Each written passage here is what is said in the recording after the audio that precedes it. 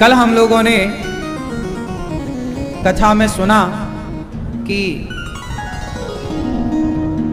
मनु जी महाराज की दो बेटियां जिसमें माता देवहूति कपिल भगवान के ज्ञान से सिद्धा नाम की नदी बनकर बह गईं, आचमन किया कपिल देव। मनु जी महाराज की तीसरी बेटी प्रसूति जिनका विवाह दक्ष से हुआ। दक्ष की सबसे छोटी बेटी का विवाह भगवान शिव से हुआ और भगवान शंकर ने माता सती से विवाह किया। एक बार माता सती भगवान राम की परीक्षा लेने चली गईं और राम की परीक्षा लेने जब गईं तो वो हार गईं।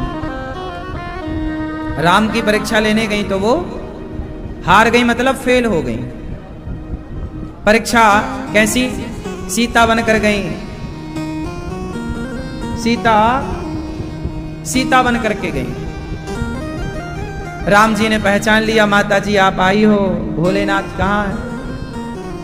अच्छा, हुआ क्या था कि माता सती को संदेह हो गया राम पर कि ये कैसे भगवान है, इन्हें तो अपनी पत्नी का पता नहीं है, इन्हें तो अपनी पत्नी का पता नहीं है, ये कैसे भगवान हो सकते हैं?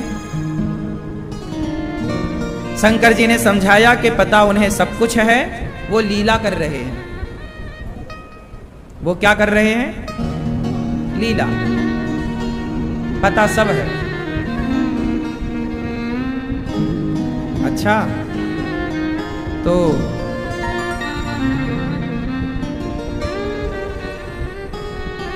सती माता को लगा कि ये भगवान है, तो पत्नी के बारे में क्यों नहीं जानते? बार बार खटक रहा।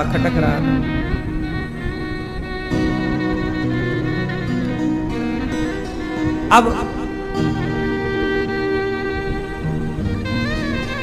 शंकर जी ने खूब समझाया, नहीं मानी माता सती। सोचो कि शंकर जी की बात माता सती ने नहीं मानी। विनाश काले विपरीत बुद्धि, जब नाश मनुज पर छाता है पहले विवेक मर जाता है।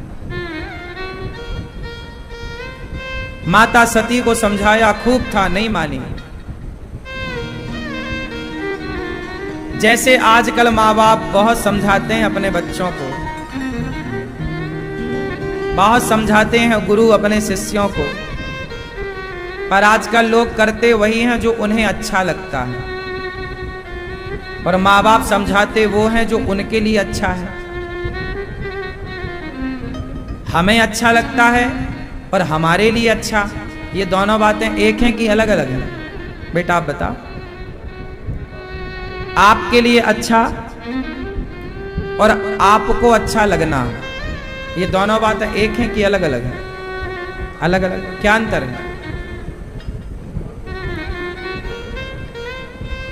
आपके लिए अच्छा कौन सोच सकता है? आपके माता पिता और आपके गुरु, ये आपके लिए बेहतर सोच सकते हैं। और आप जो अच्छा सोचते हैं वो वर्तमान को देखकर, आपका निर्णय वर्तमान के लिए होता है, जबकि माँ बाप का निर्णय पूरी जिंदगी के लिए होता है। आप सिर्फ वर्तमान को देख पाते हैं, आप केवल 2024 को देख पा रहे हैं, हम 2070 और 2080 को भी देख पा रहे हैं। हमारे ऋषि मुनियों ने हजारों साल आगे का लिख दिया था कि आगे क्या होगा, जो लिखा वही हो रहा। ऋषि मुनि बहुत आगे का जान लेते हैं, और ये कैसे होता है? ये कोई बहुत कठिन काम नहीं है, ये आप जीवन का अनुभव है, तजुर्बा है। आज की मानसिकता देखकर, आज की विचारधारा को देखकर आपके 10 साल बाद का अंदाजा लगाया जा सकता है। समझ आ रही है? ये कोई नई बात नहीं है।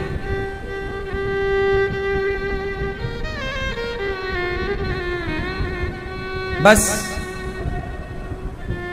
भगवान शंकर जी खूब समझाए, माता सती को समझ में कुछ नहीं आया। चली परीक्षा लेने, सीता बनकर गईं। राम ने पहचान लिया, माता जी भोलेनाथ कहाँ हैं? माता सती के पसीने छूट गए। चली आई, शंकर जी ने कहा हो गई परीक्षा, कछु न परीक्षा लीन गोसाई, झूठ कह दिया। शंकर जी ने माता सती का परित्याग कर दिया। पहला तो आपने पति की बात नहीं मानी, दूसरा आपने परमेश्वर की परीक्षा ली, और तीसरा आपने झूठ और कह दिया। तीन दोष हो गए, एक गलती से 3 दोष उत्पन्न हो गए। माता सती का परित्याग कर दिया भगवान शिव ने। हमारे जीवन में जब दुख आता है तो उसका जिम्मेदार कौन है? क्या आप बता सकते हैं? कौन जिम्मेदार है? हम स्वयं। कैसे? माता सती के जीवन में दुखों का पहाड़ टूट गया, पति शिव ने त्याग दिया।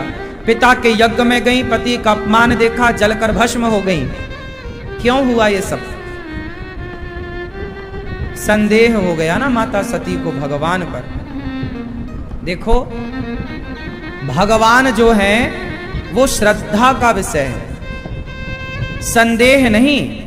हर चीज में संदेह नहीं होता, हर चीज में किंतु परंतु नहीं होता। कुछ चीजें मान लेनी चाहिए। जैसे एक लड़के ने मेरे से कहा, महाराज जी भगवान होते हैं क्या? मैंने कहा होते हैं। बोले होते हैं, क्या प्रमाण है आपके पास? मैंने कहा बेटा भगवान के होने के वैसे तो बहुत प्रमाण मैं आपको दे सकता हूं, पर प्रमाण से मानो तो क्या मानो? ईश्वर प्रमाण का विषय नहीं है, श्रद्धा का विषय है बेटा, मान लो।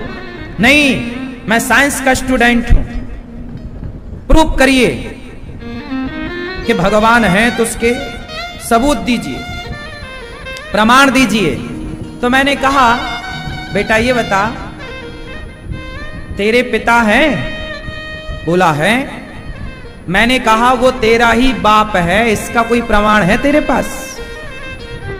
जो तेरा बाप है वो तेरा बाप है, इसका कोई डीएनए टेस्ट हुआ? तूने कोई चेकअप कराया? बोला नहीं कराया। तो मैंने कहा तू किस आधार पे मानता है कि ये मेरा बाप है? अरे बोले माँ ने कहा था। मैंने कहा तेरी माँ झूठ भी तो बोल सकती है। बोले नहीं बोल सकती।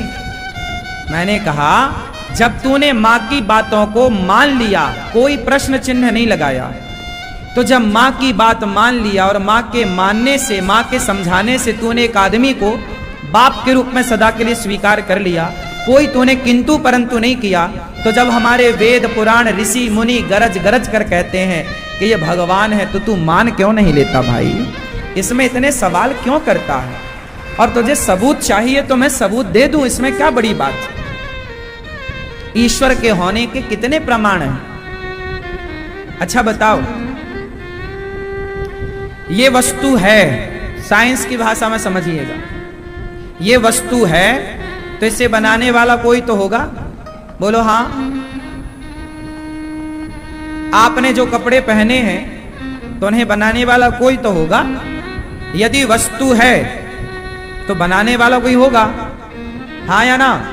तो फिर उत्तर ये है कि जब आप हैं, हम हैं, प्रकृति है, सूर्य है, चंद्रमा है, नदी है, समुद्र है, तो जब इतना सब कुछ है, समय से सूर्य भगवान आते हैं, समय से टाइमिंग से जाते हैं, तो जब कोई होगा तब तो ये व्यवस्था चल रही है। नहीं भाई, आपने कपड़े पहने हैं तो बनाने वाला कोई है, तो संसार है तो संसार को भी तो बनाने वाला कोई होगा। आप हो तो आपको बनाने वाला कौन था? चलो बताओ, आपको किसने बनाया? बिना बनाए आपकी आंखें बन गई, बिना बनाए आपका हाथ पांव बन गया? कोई तो है जिसने पानी की बूंदों से एक इंसान का निर्माण कर दिया। कौन है वो? उसी का नाम है परमात्मा, उसी का नाम है भगवान, उसी का नाम है ब्रह्म, उसी का नाम है राम कृष्ण, उन्हीं का नाम है श्रीमन नारायण, वही भगवान। ये प्रमाण है। आप हो तो आप स्वयं इस बात का प्रमाण है कि आप हैं, तो आपको बनाने वाला कोई है। अब है तो बस वही है ईश्वर। अब उसे आप देख पाओ ना देख पाओ, ये तो आपकी आंखों का दोष है कि आप कितना देख पा रहे हैं और कितना नहीं देख पा रहे हैं। माता सती परीक्षा लेकर गई, फेल हो गई। सती का जलता हुआ शरीर शिवजी लेकर दौड़े, 52 जगह गिरा उनका शरीर, 52 शक्तिपीठ हो गए। 51 भारत में है। पहले पाकिस्तान भी भारत का ही हिस्सा था, तो बंटवारा हुआ तो वो शक्तिपीठ वहां थी, तो हिंगला शक्तिपीठ पाकिस्तान में है। ऐसे माता सती की चर्चा है। फिर वह पार्वती बनी और शिवजी से उनका विवाह संपन्न हुआ। शिवजी और माता पार्वती। शिव कौन है? शिव समान दाता नहीं। शिव जी कौन है? दाता है, देने वाले हैं। शिव जी देने वाले हैं, तो मांग लो। क्या मांग लो? हे शंकर जी, हमारे इष्ट के प्रति हमारा दिनों दिन प्रेम बढ़ता रहे, यही दे दो आप, यही मांगो। वस्तु क्या मांगना शिव जी से? शिव जी से तो भगवान को मांगो, मुझको और कछु ना चाहिए, बस राधा कृष्ण मिले दे। तो शंकर जी बहुत बढ़िया है। शंकर जी का कितना सुंदर मैसेज है। शंकर जी का स्वरूप कितना अच्छा है। शंकर जी का श्रृंगार कितना अच्छा है। शंकर जी का वाहन कितना अच्छा है। शंकर जी का परिवार कितना अच्छा है। आपका परिवार भी 5 लोगों का लगभग, और शंकर जी का परिवार भी लगभग 5 लोगों का। आपके परिवार में कितने लोग हैं बताओ? आपसे पूछ रहे हैं मैया, आप इनसे, आपके परिवार में कितने लोग हैं? कौन कौन? बेटी और पति पत्नी, तो 3 भाई, 3 मियां और आप पति पत्नी, और आपके सास ससुर नहीं, हो गए 5। आपके परिवार में कितने हैं? नहीं, कंफर्म नहीं है?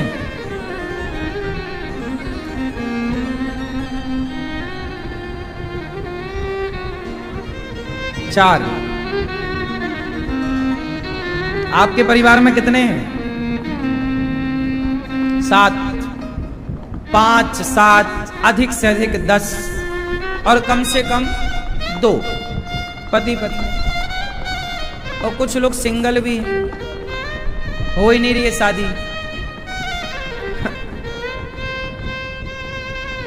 तो शंकर जी के परिवार में कितने हैं आप जरा गिनो। एक तो शंकर जी, माता पार्वती 2, गणेश जी 3, कार्तिकेय जी 4, और नंदी 5, है ना? और चूहा और शेर और सांप, मोर, हो गया। शंकर जी के परिवार को जरा ध्यान से देखो, पूरा परिवार एक दूसरे का जानी दुश्मन है। देख लो, माता जी का वाहन शेर और शंकर जी का वाहन बैल, नंदी। अब जंगल में बैल और शेर एक साथ रहते हैं क्या? इनकी दोस्ती है कि दुश्मनी? बोलो। मतलब 2 दुश्मन एक घर में रह रहे हैं। और सुनो, सांप और चूहा, ये दोनों दोस्त हैं कि दुश्मन हैं? गणेश जी का चूहा और शंकर जी का, ये दोनों एक दूसरे के दुश्मन, लेकिन शंकर जी के घर में 2 दुश्मन एक साथ रह रहे हैं। अब सुनो, मोर का आहार क्या है? मोर खाता क्या है? मोर सांप खा जाता है, और सांप और मोर एक साथ रह रहे हैं एक परिवार में एक साथ। मतलब सारी अपोजिट लोग एक साथ। हाँ या ना? आप लोगों के जीवन में जरा सी टेंशन हो जाए, महाराज जी हमारी पत्नी नहीं सुनती, अब हम मर जाएंगे, हमारा पति नहीं सुनता, हम बड़े परेशान हैं, हमारी माँ नहीं सुनती। अरे भाई, तुम्हारे घर में तो एक नहीं सुन रहा, एक उल्टा चलने वाला है। शंकर जी के घर में तो लगभग सारी उल्टा चलने वाले हैं, पर फिर भी शंकर जी के घर में शंकर जी देखो आनंद से रहते हैं। सारे दुश्मन एक साथ रह रहे हैं, हाँ या ना? एक साथ हैं। जो सबको अपोजिट लोगों को भी अपने कंट्रोल में रख ले, वही तो शिव हैं, वही तो शिव हैं।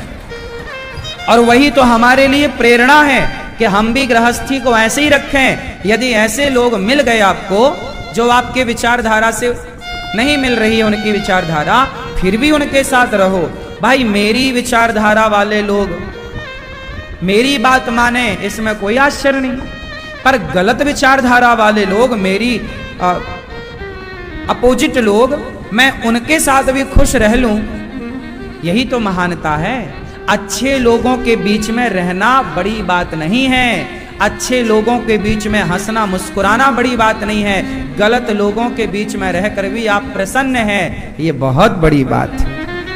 और यही शिव जी का परिवार सिखा रहा है कि परिस्थितियां कैसी भी बन जाएं, आप अपनी शांति, आप अपना धैर्य, आप अपनी मुस्कान ना गवाइए।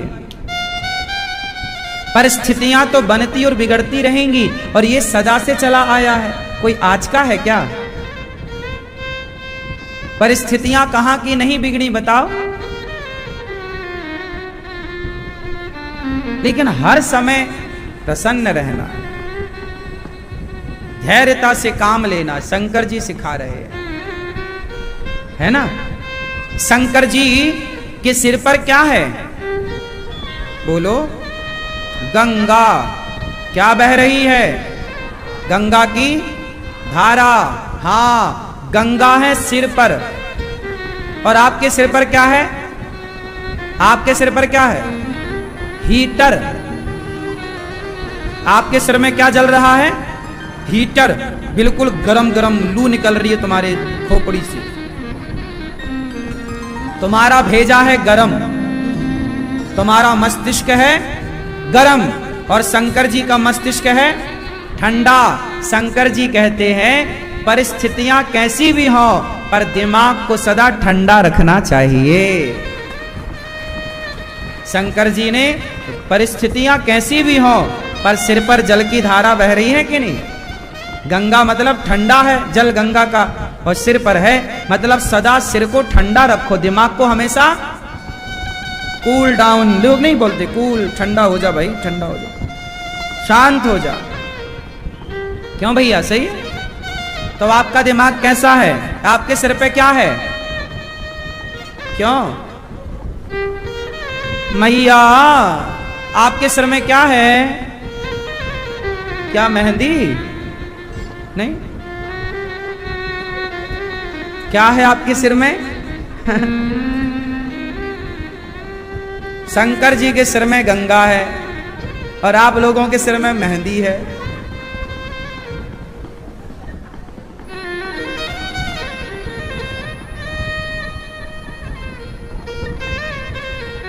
अच्छा, शंकर जी के गले में क्या है? बोलो। शंकर जी के गले में है जहर। शंकर जी के गले में क्या है? सांप भी है, आपने ठीक बोला था। शंकर जी के गले में है जहर। अच्छा, और शंकर जी के हृदय में क्या है? बोलो। शंकर जी के हृदय में कौन? कौन? सीताराम। सदा वसंतम हृदयारविंदे। भगवान है ना शंकर जी के हृदय में। हनुमान जी तो शंकर जी ही है ना, छाती फाड़ी तो कौन आए? हाँ, तो शंकर जी के हृदय में सीताराम है, और गले में है, बोलो, जहर, विष। क्या मैसेज दिया?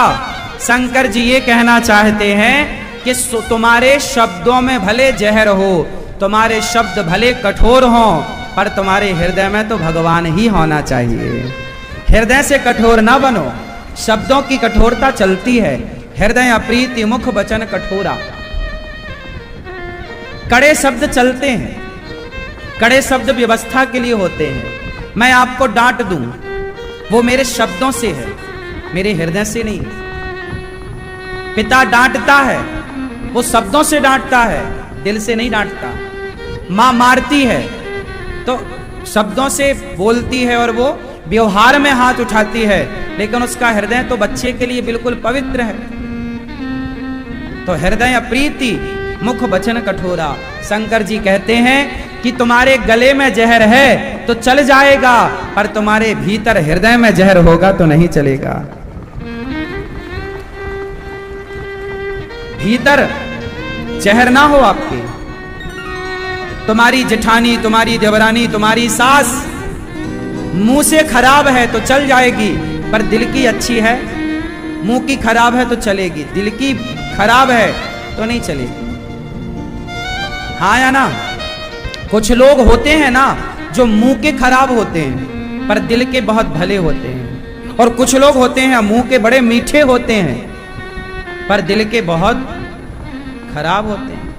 बताओ कौन से लोग अच्छे होते हैं, मुंह के बुरे या दिल के बुरे? हाँ, इसलिए जो आदमी तुम्हारे सामने कुछ गलत बोल रहा है, मतलब कुछ कठोर बोल रहा है, बुरा ना माना करो। जो सामने बोल रहा है वो अच्छा है, जो पीठ पीछे बोल रहा है वो बुरा है। क्यों? आप लोग यदि मेरे शुभ चिंतक होंगे ना तो आप मेरे से अकेले में आकर कहेंगे कि महाराज जी आपने ये गलती की है, इसे सुधार लेना। आप मेरे शुभ चिंतक हो तो आप मेरे से कहोगे, लेकिन आप मेरे शुभ चिंतक नहीं हैं तो आप लोगों से जाकर कहोगे देखो उन्होंने तो ये गलती की है, ऐसा कहा है। तो जो आपसे कह दें डायरेक्ट वो अच्छे हैं। इसलिए तो हमारे संतों ने कहा कि निंदक नियरे राखियो आंगन कुटी छवाए, बिन साबुन पानी बिन निर्मल करत स्वभाव। जो आपके सामने कह दें वो अच्छे होते हैं, और जो आपके पीठ पीछे कहें वो बोलो वो बुरे हैं, गलत। समाज में भले और बुरे लोगों की पहचान कैसे की जाती है? ऐसे ही कुछ फॉर्मूले हैं जिन्हें आप अपना लो। अच्छे बुरे कौन होते हैं आप चुटकियों में समझ जाएंगे। भले लोग अच्छे होते हैं।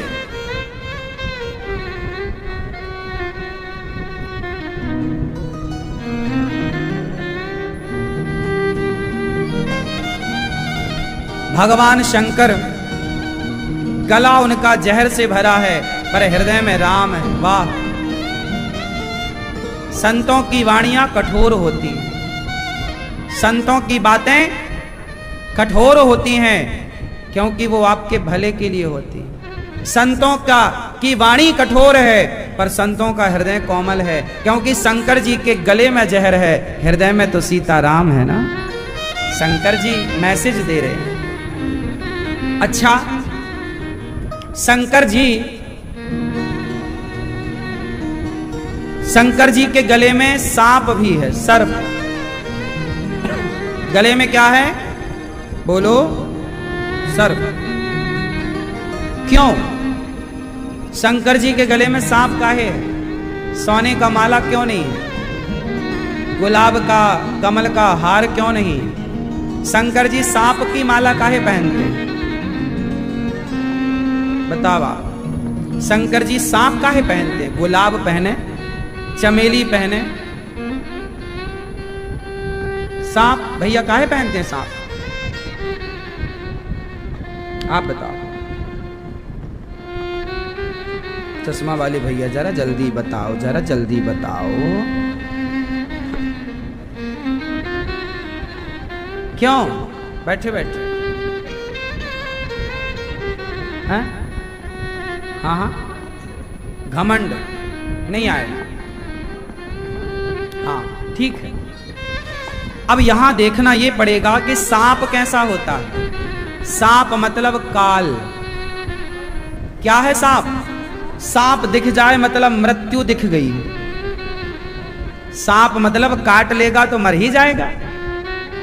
तो सांप को काल कहा, काल अव्याल मुख ग्रास त्रास निर्णा सहे तवे। काल को, सांप को काल कहते हैं, हाँ या ना? तो शंकर जी ने सांप को मतलब काल को अपने गले में लटका रखा है, इसलिए तो शंकर जी को कालों के काल महाकाल कहते हैं। क्या मैसेज है? सारी दुनिया काल से डरती है। काल मतलब मृत्यु। सारी दुनिया काल से। आप कितने लोग मृत्यु से डरते हैं? सबको डर लगता है मर ना जाएं, मर ना जाएं, सब डरते हैं मरने से। पर शंकर जी कहते हैं कि मरने से क्या डरना, हम तो काल को अपने गले में लटका करके घूमते हैं। जब रक्षा करने वाले हृदय में बैठे हैं तो गले का काल बिगाड़ेगा क्या?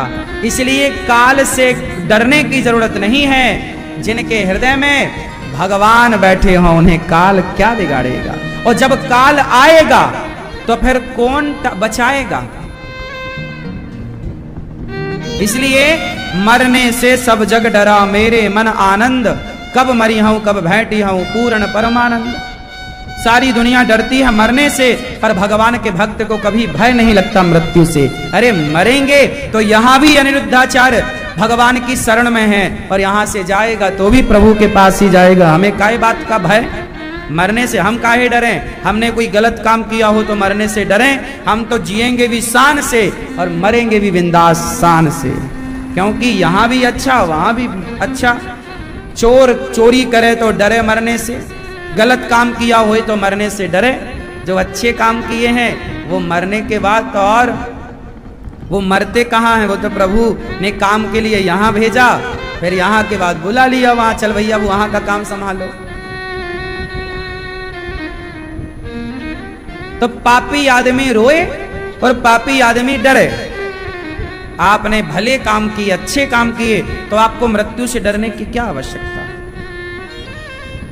इसलिए काल से डरने का नहीं रे बाबा। शंकर जी कालों की माला बना के पहनते हैं। ये मैसेज है शिव जी का।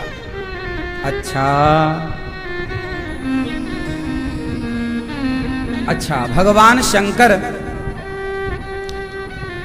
कौन सा पाउडर लगाते हैं? शंकर जी कौन सा पाउडर लगाते हैं? क्यों मैया? ओ मेरी मां, पीछे वाली मैया, कौन सा पाउडर? शंकर जी भस्म भभूति, और वो भी कौन सी वाली? शमशान स्मशान। शंकर जी, आप लोग कभी संडे वनडे के दिन घूमने शमशान की तरफ जाया करो। आप लोग शमशान नहीं जाते? नहीं, डर लगता है। जैसे संडे की छुट्टी हुई, चलो आज शमशान घूम के आते हैं। शमशान वगैरह जाया करो घूमने के लिए। आप नहीं जाते? इतना काहे डरते हो? हम सबको वहीं तो चलना है एक दिन। नहीं जाओगे क्या? नहीं जाओगे तो लोग कंधे पे उठा के ले जाएंगे। जाना तो पड़ेगा। हंस के जाओ चाहे रो के जाओगे तुम। रावण वाले तो रावण के घर में तो कृष्ण नहीं होते ना, और रावण के घर राम भी नहीं होते। तो आपको संतान उत्पन्न करने के पहले एक प्लान करना चाहिए कि हमें किस विचारधारा की संतान चाहिए। फिर उस विचारधारा की संतान के लिए आप अपने विचारों को वैसा बनाओ। आप स्वयं उस तरह के कार्य में डूबो, क्योंकि आपका जो गर्भाधान हुआ उस दिन से आपके द्वारा किया गया सारा कार्य बच्चा उसे ग्रहण करेगा। आप समाज से भी पैदा करना चाहते हो तो जब तुम गर्भवती हो या गर्भवती होने के पहले से आप समाज की सेवा खुद स्टार्ट करो। जब आप खुद समाज की सेवा में डूब जाएंगे तो निश्चित लिख कर दूंगा तुम्हारी संतान समाज सेवी ही उत्पन्न होगी। तुम संतान के पहले, बच्चा पैदा करने के पहले, गर्भाधान के पहले तुम भक्ति में डूब जाओ, दोनों पति पत्नी, सच्चा प्रेम भगवान से करो, आंसू बहें भगवान के लिए, भगवान से मिलने की तड़प हो, तो तुम्हारा बच्चा देख लेना जरा सी आयु से बहुत बड़ा भक्त होगा। क्योंकि जो माहौल आपका है भाई, सबके अलग अलग प्रोसेस है ना। अब तुम्हें संतान तो चाहिए अच्छी, पर तुम काम करते हो बुरे, दिन भर लड़ते हो, तुम दिन रात भोग विलास में उलझे हो, और तुम संतान चाहते हो बिंदास, कैसे होगा? क्या तुम संयमी हो? यदि आप संयमी हैं तो आपकी संतान भी संयमी होगी। आप संयमी नहीं तो फिर आपकी संतान से आप उम्मीद क्यों कर रहे हैं कि वो संयमी हो?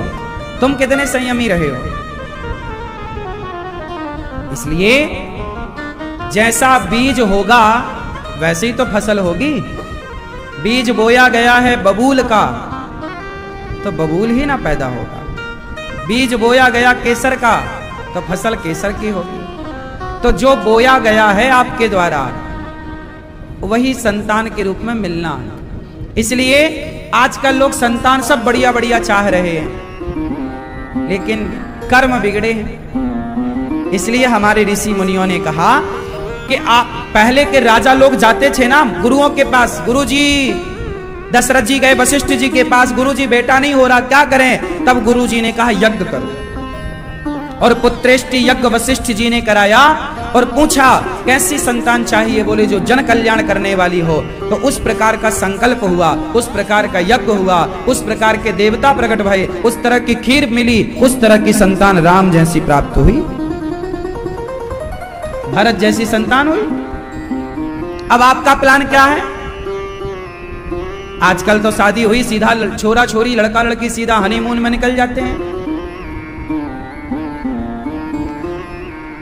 उन्हें कोई यज्ञ से, कोई पूजा से, कोई पाठ से, कोई घर की पूजा पाठ से, कुल देवी कुल देवताओं से कोई मतलब नहीं। पूजा से तो वो बड़े दूर हैं। उन्होंने तो शादी ही इसलिए की कि उन्हें भोग विलास करने का मौका मिले। उन्होंने कोई अच्छी संतान के लिए तो शादी की ही नहीं है ना। तो उन्होंने जो भोग विलास की कामना के लिए शादी की है तो उन्हें मिल रहा भोग विलास, और उसी तरह भोगी विलासी औलाद भी मिल जाएगी उन्हें मुफ्त में। तो आज की तो जैसे माँ बाप की मानसिकता है वैसी वाली संतान है। श्रेष्ठ विचारधारा अब बची कहां है कि श्रेष्ठ विचारधारा की संतान हो।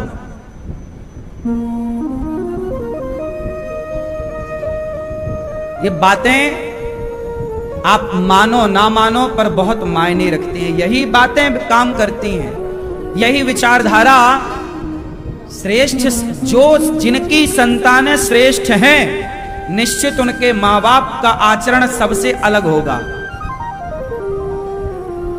उनके माँ बाप का आचरण तय करता है कि संतान कैसी होगी। देखो संतान तो सबकी हो रही है। आप लोग क्या चाहते महाराज जी? बस बच्चा हो जाए, बस हो जाए, हो जाए।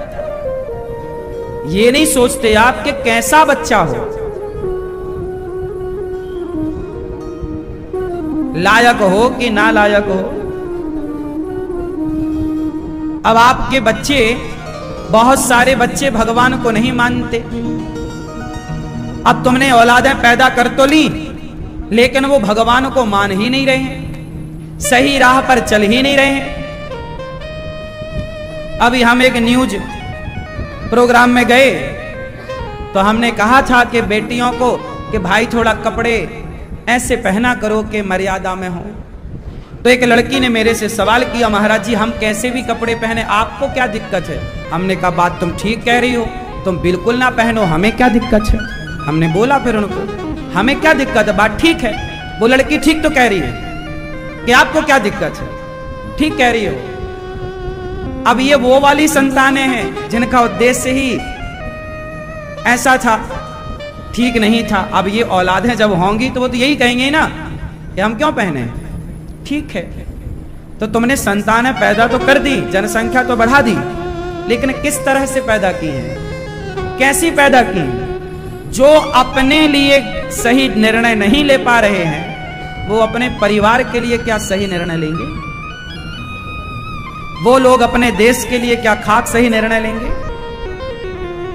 अब लो, आज कलयुग है, आज अच्छी बात कहो तो बुरी लगती है, और बुरा कहने वाले लोग अच्छे हैं। हमने कहा कि बिस्कुट ना खाया करो, क्योंकि बिस्कुट मतलब बिस्कुट कूट के भरा हो जिसमें। लोगों ने बड़ा मजाक उड़ाया, अरे अनिरुद्धाचार्य जी कह रहे हैं बिस्कुट ना खाओ, जबकि हमने कहा फल खाया करो, अंकुरित अनाज खाया करो। डॉक्टर भी कहते हैं बिस्कुट खाना नुकसानदायक है, हम कहें कि बिस्कुट ना खाओ तो लोग मजाक उड़ाते हैं। और वो लोग कहते हैं सुपर डुपर स्टार बॉलीवुड के कि दाने दाने में केसर का दम, वो खुलेआम गुटखा बेच रहे हैं, लोग गुटखा खूब खा रहे हैं, खूब गुटखा खा रहे हैं। मतलब गुटखा बेचने वालों को लोग सही ठहरा रहे हैं, और हम कह रहे हैं कि बिस्कुट ना खाओ, अंकुरित अनाज और फल खवाया करो बच्चों को, तो हमें गलत कहा जाता है। ये देखो, ऐसा तो न्याय है लोगों का। वो लोग कहते हैं डर के आगे जीत है। अब बताओ कौन से डर के आगे जीत होगी भैया? और इस डर के आगे जीत के चक्कर में बेच क्या रहे हैं? जहर। अब जितना ये पेप्सी कोका कोला है, कौन सा अमृत भरा है इसमें? गाय का दूध पियो, लस्सी पियो, छाछ पियो ना। आप जो अच्छा कहा जा रहा है लोग उसे भी स्वीकार नहीं कर रहे, उस पर भी 1,00,000 क्वेश्चन है, सवाल है। और बुरा जो कह रहा है, कितने सुपर डुपर स्टार तुम्हारे मोबाइल पर जंगली रमी डाउनलोड करा रहे हैं, जुए के ऐप का प्रचार धड़ल्ले से कर रहे हैं। गलत के लिए कोई सवाल करने वाला नहीं खड़ा है कि भाई तुम गलत का प्रचार क्यों कर रहे हो। बड़ी विडंबना है। आज की इस पीढ़ी को अब सही समझाना बड़ा कठिन है। हां, उन्हें गलत तो कोई चुटकियों में समझा सकता है, चुटकियों में आप गलत समझाओ तुरंत समझ जाएंगे वो। और गलत जो समझाएगा उसे वो बड़ा फ्रैंकली मानते हैं, यार ये बड़े खुले विचार का है। मैं कहूंगा बेटियों से कि बेटा कपड़े पहन लिया करो, शरीर को ढका करो, तो वो लड़कियां क्या बोलेंगी? अरे महाराज जी आप तो पुराने विचार वाले हो, 5000 साल पुरानी बातें कर रहे हो। और कोई सुपर डुपर स्टार कह देगा कि जरूरत ही नहीं है कपड़े पहनने की, तो वो क्या, वो वाह ये तो अच्छे आज का विचार वाला है। अभी बॉलीवुड के लोग, एक घोड़े ने बिल्कुल निर्वस्त्र होकर फोटो खिंचाई थी कुछ दिन पहले, हाँ या ना? जरा जरा से कपड़े पहन के वो पिक्चरें बनाते हैं। तो वो लोग आपकी बेटियों को यही तो समझा रहे हैं कितने सी कपड़े पहनो, तो उनकी बातें उन्हें अच्छी लग रही हैं, क्योंकि वो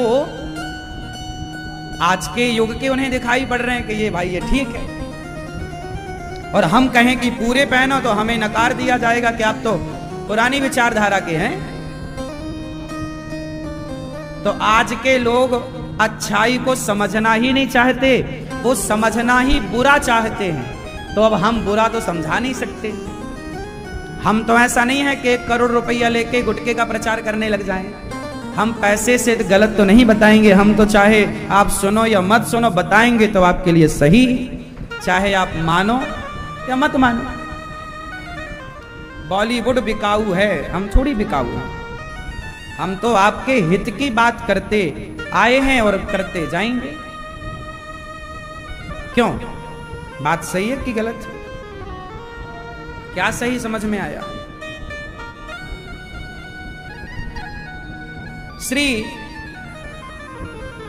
मनु जी महाराज के 2 बेटे उत्तानपाद के पुत्र हुए हैं ध्रुव। एक दिन पिता की गोद में बैठने गए तो हाथ पकड़ के नीचे गिरा दिया। सौतेली माँ ने कहा तपसाराध्य पुरुषम तस्यैवानुग्रहेण में गर्भे त्वं साधयात्मानं यदीच्छसि नृपासनम। जाओ बेटा तप करो।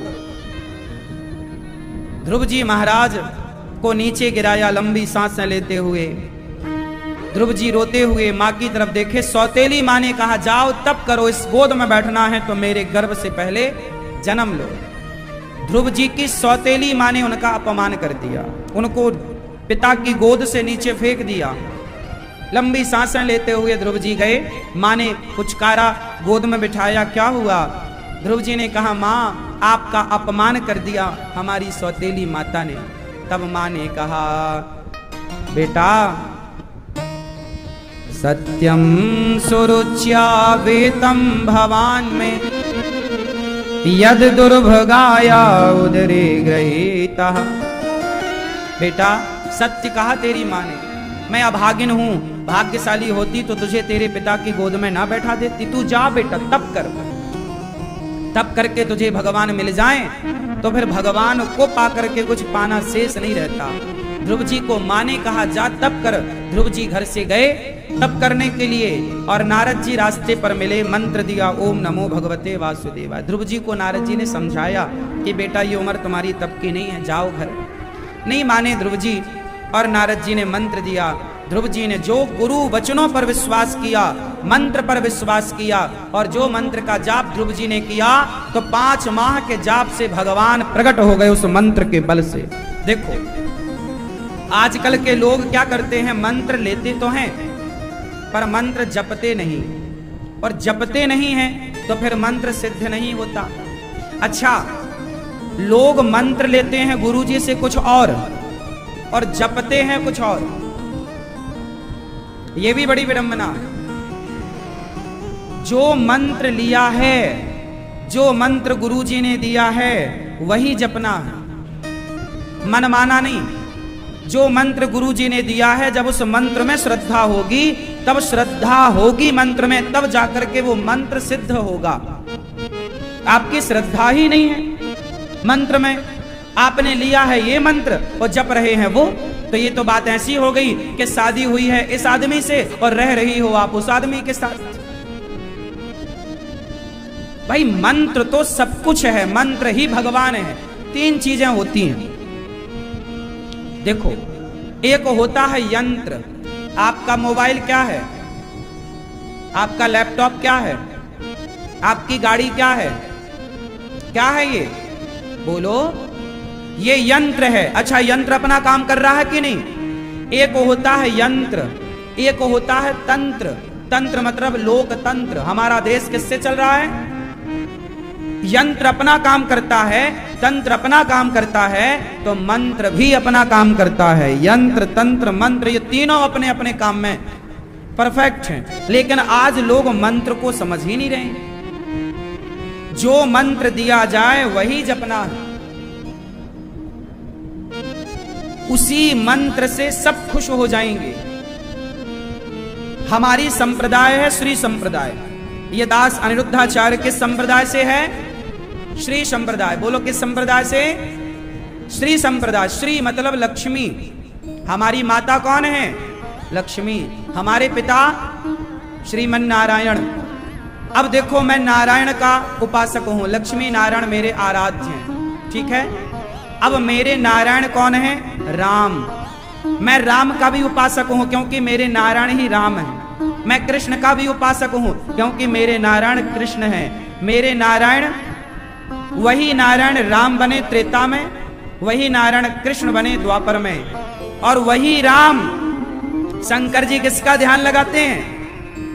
राम का। हनुमान जी किसका ध्यान लगाते हैं? देवता किसके आगे हाथ जोड़े खड़े रहते हैं? अरे जिनका ध्यान देवता और शंकर करते हैं उन्हीं का ध्यान अनिरुद्धाचार्य करता है। हमारी संप्रदाय श्री संप्रदाय। हमने जो मंत्र पाया है उसी मंत्र से राम भी प्रसन्न होंगे, कृष्ण भी प्रसन्न होंगे, श्रीमन्नारायण, और ये तीनों एक हैं। हमारे एक मंत्र से सारा जगत प्रसन्न होगा। हम मंत्र का जाप करेंगे तो जैसे हाथी के पांव में सबके पांव आ गए, पेड़ की जड़ में पानी डाल दिया तो पेड़ के पत्तों तक, शाखा तक, डाली तक, फूल तक अपने आप पहुंच गया। उसी तरह भगवान नारायण की उपासना हो गई तो सबकी उपासना हो गई। मूल रूप से कौन है? आप कोई भी वेद का मंत्र पढ़ो, आप चाहे शंकर जी का मंत्र पढ़ो, चाहे इंद्र का मंत्र पढ़ो, चाहे अग्नि का मंत्र पढ़ो, वेद में हर मंत्र के पहले बोला जाएगा भगवान का नाम, हरि ही ओम मां, हरि ही ओम। यहां से वेद का मंत्र स्टार्ट होता है।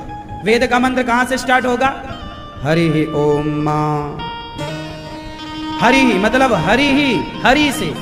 कोई भी शंकर जी का मंत्र होगा वेद में तो वो भी कहां से स्टार्ट होगा? हरि से। गणेश जी का मंत्र है हरि ही ओम मां गणानान्त्वा गणपति गुं हवामहे, वो भी हरि से स्टार्ट होगा। भगवान का भी हो सहस्त्र शीर्षा पुरुषः सहस्त्राक्षः, वो भी हरि से। हरि ही ओम मां। आप कोई भी यज्ञ करो, यज्ञ में संकल्प होता है, बोलो हाँ या ना जोर से। तो संकल्प में सबसे पहले क्या बोला जाता है? बोलो क्या बोला जाता है? 3 बार बोलना पड़ता है। 3 बार पहले, चाहे शिव जी का यज्ञ करो, दुर्गा जी का यज्ञ करो या गणेश जी का यज्ञ, कोई भी यज्ञ, कोई भी पूजा हो, चाहे दुर्गा माँ की पूजा हो, गणेश जी की पूजा हो, हर पूजा में सबसे पहले संकल्प में क्या बोला जाएगा? विष्णु विष्णु विष्णु। 3 बार विष्णु विष्णु बोलिए, मतलब भगवान विष्णु से ही कोई भी पूजा स्टार्ट होगी। गणेश जी का पूजन सबसे पहले होता है, लेकिन उस गणेश जी के पूजन का भी संकल्प जो सबसे पहले होता है, उस पूजन के संकल्प में सबसे पहले विष्णु विष्णु विष्णु ही बोला जाता है। तो हम जिनके उपासक हैं उनके उपासक ही शंकर जी हैं, उनके उपासक ही इंद्र हैं, उनके उपासक ही गणेश जी हैं, उनके उपासक ही दुर्गा माता हैं। तो हम श्रीमन नारायण की उपासना करते हैं तो उनका मंत्र जपते हैं तो संसार के सबका मंत्र जपने का फल प्राप्त हो जाता है उस एक से। इसलिए अपने मंत्र को श्रद्धा से जपो। जो मंत्र मिला है, ध्रुव जी ने उस मंत्र को जपा, जो मंत्र गुरु जी ने दिया, जाप किया, उस मंत्र के बल पर भगवान श्रीमन नारायण आकर खड़े हो गए। पुत्र मांग लो। इंद्रासन हिल गई, इंद्र घबराए, क्या हुआ? अरे बोले ये इंद्रासन, बोले सिंहासन हिल रही है, बोले मेरा भक्त खड़ा है, तपस्या कर रहा है, तो प्रभु जाकर दर्शन दो। भगवान बोले ध्रुव जैसे भक्तों को मैं दर्शन देता नहीं हूं, मैं तो स्वयं ध्रुव जैसे भक्तों का दर्शन करता हूं। और दर्शन करने भगवान आए। ध्रुव जी के सामने प्रभु आए। ध्रुव जी को कुछ आता जाता था नहीं, भगवान की छवि हृदय में थी, उसे खींच ली। आंखें खुली ध्रुव जी की, देखा तो जो छवि मन मंदिर में थी वही सामने। कुछ कहना चाहे पर कह क्या पाए, पढ़े तो थे नहीं। तब भगवान ने शंख का स्पर्श गालों में कराया और ध्रुव जी को ज्ञान हो गया। देखिए, बताओ ज्ञानी कौन है और मूर्ख कौन है? कोई ज्ञानी नहीं है और कोई मूर्ख नहीं है। ज्ञानी मूढ़ न कोय, जे ही छन जस रघुपति करहीं। भगवान जिसे जब ज्ञानी बनाना चाहें तो ध्रुव जी के गालों में शंख का स्पर्श करते ही ध्रुव जी परम विद्वान हो गए, केवल भगवान के शंख का। अरे भगवान चाहे तो चुटकियों में आपको ज्ञानी बनाए और चुटकियों में आपको मूर्ख बना दे।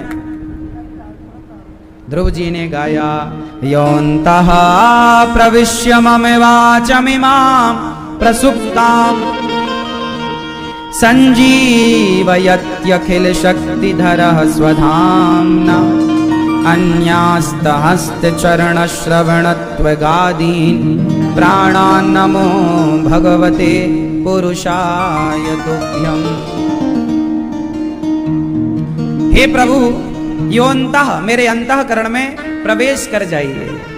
मम वाचमिमां प्रसुप्तां, मेरी वाणी जो सोई हुई है वो प्रभु आपका गुणगान करने के लिए जाग जाए।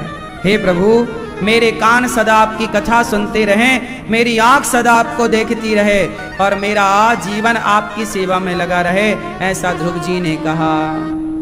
ध्रुव जी ने कहा, प्रभु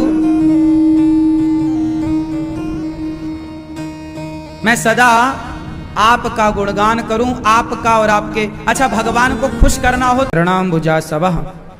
हे प्रभु, हमें 10,000 कान इसलिए दीजिए कि हम कथाएं सुन सकें। फिर भगवान ने कृपा की, पृथ्वी का दोहन किया। उन्हीं के नाम से इस धरा का नाम पृथ्वी पड़ा। पृथु से नाम पड़ा पृथ्वी।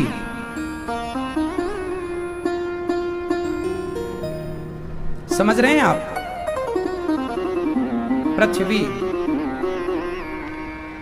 प्राचीन वरही पर पुरंजनोपाख्यान की चर्चा सुनाकर नारद जी ने कृपा की। मनु जी महाराज के दूसरे बेटे का नाम है प्रियव्रत, जिनका विवाह विश्वकर्मा की पुत्री बर्हिष्मति से हुआ। इन्हीं के वंश में भगवान ऋषभदेव जी हुए, जिनके सबसे बड़े पुत्र का नाम भरत जी हुआ। राजा भरत जी सबको छोड़ करके एक मृग से आसक्त होने के कारण भरत जी जैसे ज्ञानी को मृग बनना पड़ा था। इसलिए आप किसी पर आसक्त ना हो, क्योंकि अंते यामति सागति, मौत बिगड़ जाती है। कैसे बिगड़ती है? जब आपका मन यत्र तत्र सर्वत्र लग जाता है, या मन कहीं ना लगाओ। मन देखो भगवान में रहे तो अच्छा है। भरत जैसे ज्ञानी की दुर्गति हो गई।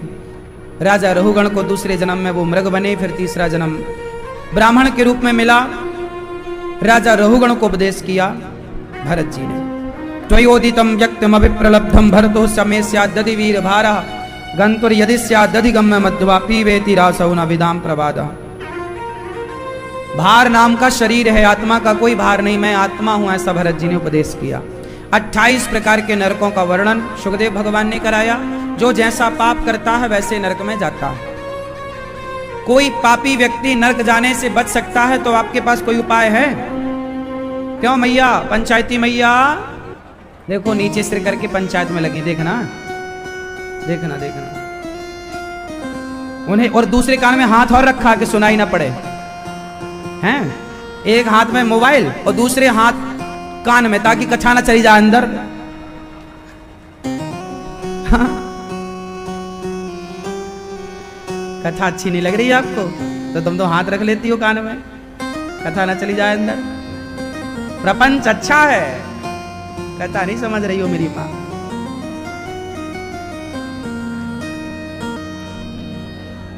कोई पापी व्यक्ति क्या मोक्ष का अधिकारी हो सकता है? क्या उपाय है? ये पीछे वाले दादाजी बताएंगे। क्या करे कि मोक्ष का अधिकारी हो जाए? भक्ति। क्यों मैया, पीले भैया, क्या करें कि मोक्ष का अधिकारी हम और आप हो जाएं? बता बा, कुछ कहा, कुछ ना कहिया। क्या करें? अजामिल जैसा पापी भी तर गया। बताओ किसके बल से? नाम के बल से। इसलिए काम खूब करो, पर भगवान का नाम अहरनिश चलता रहे। श्रीमन नारायण श्रीमन नारायण। काम करते हुए नाम, काम करते रहो और नाम जपते रहो मन से गोविंद गोपाल। काम करना है पर नाम ना छूटे। बात समझ में आई क्या? काम करना है और नाम जपना है, काम भी हो जाए और नाम भी ना छूटे।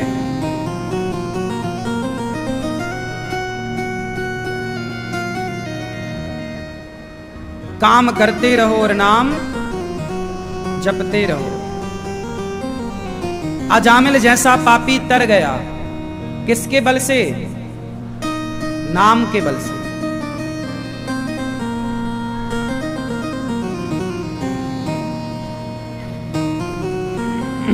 एक बार इंद्र ने अपने गुरुजी का अपमान कर दिया, गुरुजी नाराज होकर चले गए।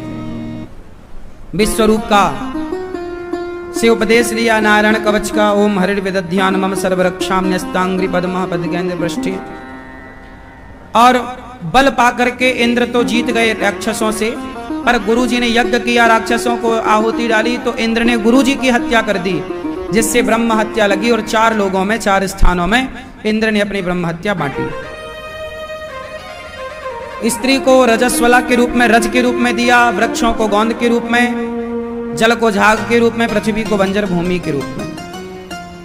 बाद में विश्वरूप ने त्वष्टा ऋषि को प्रकट किया। महर्षि दधीचि ऋषि की हड्डियों का वज्र बनाया, और महर्षि दधीचि ऋषि नारायण कवच का पाठ करते थे, उनकी हड्डियों में नारायण का दर्शन हुआ वृत्तासुर को, और वृत्तासुर ने स्तुति की, अहम हरे तव पादैक मूला दासानुदासो भवितास्मि भूयः। कहा वृत्तासुर ने, हे प्रभु, मैं आपकी भक्ति ना कर सकूं, आपके भक्तों की भक्ति दीजिए। अच्छा, या तो भगवान की भक्ति करो या तो भगवान के भक्तों की भक्ति करो, दोनों एक ही है। हमारा मन भगवान में नहीं लगता तो कोई परेशान होने की बात नहीं। जिनका मन भगवान में लगा है उनमें आप अपना मन लगा दीजिए, आपका मन भगवान में लग जाएगा। इसलिए हमारे यहां गुरु होते हैं, जिसका मन भगवान में लगा है उसमें मत लगाओ। आप भगवान में डायरेक्ट मन नहीं लगाते, तो जिनका मन लगा है अर्थात भक्तों में अपना मन लगाओ। इसलिए कहते हैं कि भगवान से बड़े भगवान के भक्त हैं। अच्छा बताओ, भक्त बड़ा कि भगवान? कौन बड़े हैं? कौन? सिद्ध करो कैसे बड़े भक्त, सिद्ध करो। चलो, भक्त बड़े कि भगवान बड़े? कौन बड़ा? भक्त। सिद्ध करो।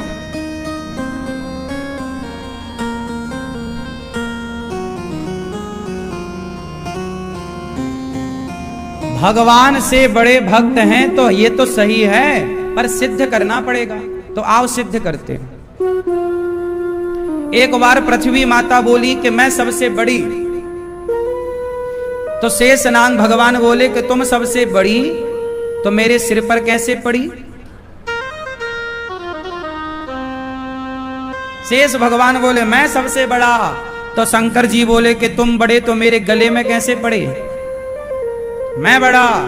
शंकर जी बोले मैं बड़ा। तो कैलाश पर्वत बोला कि जब आप बड़े तो मेरे ऊपर कैसे खड़े? कैलाश पर्वत बोला मैं बड़ा। कैलाश पर्वत बोला कि मैं बड़ा। तो रावण बोला कि तुम बड़े तो मेरे हाथों में कैसे पड़े? कैलाश को उठा लिया। रावण बोला मैं बड़ा। तो रावण बोला मैं बड़ा। तो बाली बोला तू बड़ा तो मेरी काख में कैसे पड़ा? मैं बड़ा। बाली बोला मैं बड़ा। तो जब बाली बोला कि मैं बड़ा, तो राम बोले कि यदि तू बड़ा तो मेरे कदमों में कैसे पड़ा? एक बाण से कैसे मरा? राम बोले मैं बड़ा। तो तुलसीदास जी तुलसीदास विचार करें, कहें राम राम बड़े नहीं, राम से बड़े कौन? बोले राम से बड़े वो जो राम से भी काम करा लिया भक्तों ने। गोपियां कहती हैं जरा नाचो, हम तुम्हें मक्खन देंगी, हम तुम्हें मक्खन देंगी, जरा नाचो। तो भगवान नाचने लग जाते हैं। सुग्रीव की भक्ति के वश में होकर राम की कोई दुश्मनी नहीं थी बाली से। राम जी और बाली की पर्सनल कोई दुश्मनी थी, वो तो विभीषण के सुग्रीव के कारण। सुग्रीव पर कृपा हो गई ना, सुग्रीव ने सरेंडर कर दिया ना, प्रभु मैं आपका हूं, दास हूं। तो भगवान बोले कि जो मेरी शरण में आ जाता है उसकी रक्षा करना मेरा धर्म हो जाता है। तो तुलसीदास जी कहते हैं कि राम बड़े नहीं, राम से भक्त बड़े हैं जो राम से काम कराए हैं, जिन्होंने राम से भी काम करा दिया। इसलिए राम से बड़े राम के भक्त। इसलिए इसलिए राम से ज्यादा पूजा राम के भक्त हनुमान जी की होती है। पूरी दुनिया में सबसे ज्यादा मंदिर भारत में राम से ज्यादा हनुमान जी के हैं। बताओ, राम जी के मंदिर ज्यादा है क्या हनुमान जी के? और हनुमान जी कौन है? राम जी के भक्त हैं। तो भक्त बड़ा है ना, राम की पूजा कम और राम के भक्त की पूजा ज्यादा। तो राम से बड़े राम के, इसलिए भगवान से बढ़कर भगवान के भक्त होते हैं। इसलिए कभी किसी भक्त का तिरस्कार ना कीजिएगा, अपमान ना कीजिएगा, क्योंकि वो अपमान भगवान सहन नहीं कर पाते। भगवान को लात मार दोगे सहन कर लेंगे, भगवान को आप लात मार दो सह लेंगे, तुम्हारा कुछ ना बिगाड़ेंगे भगवान। लेकिन जरा तुमने भगवान के भक्त को लात मारी तो हड्डी पसली तोड़ देंगे। देख लो ना, भृगु ऋषि ने भगवान नारायण को लात मार दी। भृगु ऋषि ने भगवान नारायण को एक लात मारी, इसलिए लड्डू गोपाल जी के छाती में एक पांव का निशान भी होता है, ध्यान से देख लेना। वो भृगु ऋषि का पांव का निशान है, चरण चिन्ह। भगवान को लात मारी भृगु जी ने, तो भगवान ने चरण पकड़ के कहा, भृगु जी मेरी छाती बड़ी कठोर थी, आपके चरण बड़े कोमल, कहीं चोट तो नहीं आई? इसी चक्कर में लक्ष्मी जी नाराज होकर चली गई। लो, आपको तो कोई भी आके लात मार देता है, आप कुछ बोलते तक नहीं, और लात पकड़ के और कह रहे हो लगी तो नहीं? भाई लगी तो आपको होगी ना, तो तुम उनसे पूछ रहे हो। लक्ष्मी जी नाराज हो गई, बोले तुम्हारी छाती में। अच्छा, लक्ष्मी जी भगवान के हृदय में रहती हैं, और वो लात किसको पड़ गई? भगवान नारायण को तो पड़ी, तो लक्ष्मी को भी जरा ठोकर लग गई। लक्ष्मी जी भी नाराज, गुस्सा होके चले गए, बोले तुम खाते रहो लाते, हम नहीं रहेंगे, जा रहे हैं। लक्ष्मी जी नाराज हो गई और चली गई वो। फिर भगवान श्रीमन नारायण मनाने गए।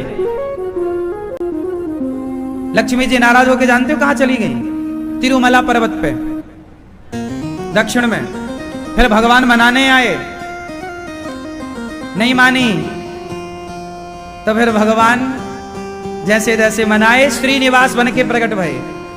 और वही श्रीनिवास, वही लक्ष्मी बाद में तिरुपति बालाजी के नाम से जाने जाते हैं। आज भी तिरुमला पर्वत में तिरुपति बालाजी। ये तिरुपति बालाजी कौन है? ये रूठी हुई लक्ष्मी को मनाने आए भगवान है। फिर यहां आकर के इन्होंने एक ब्याह और कर लिया पद्मावती से। लक्ष्मी जी और नाराज हो गई, आए थे हमें ढूंढने, शादी और कर ली। तो भगवान बोले नहीं नहीं, ये पुराना हमने इनको वचन दे रखा था। कौन है ये पुरानी? बोले पिछले जन्म की ये सीता है। कौन सीता? जिसको रावण ले गया था। कौन सा रावण ने जो सीता चुराई ना, वो असली सीता नहीं थी, छाया सीता थी। उस समय माता वेदवती सीता बनी, वही वेदवती पद्मावती बनी, और फिर भगवान ने उनसे कलयुग में विवाह किया। ये घटना कलयुग की है। तो भगवान को लात मारा भृगु जी ने, तो भगवान ने सहन कर लिया, पर विभीषण को लात मारा रावण ने। बताओ, भगवान ने सहन किया? सीता मां को चुराया रावण ने, राम ने एक बार कुछ नहीं, राम ने रावण का कुछ नहीं बिगाड़ा, सीता को चुराया। क्या राम जी ने कुछ बिगाड़ा रावण का?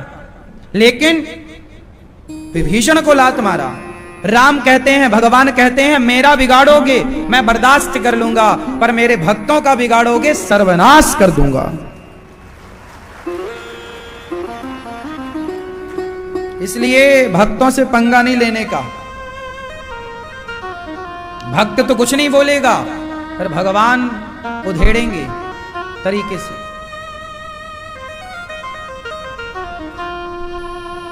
इसलिए भगवान के भक्तों से कभी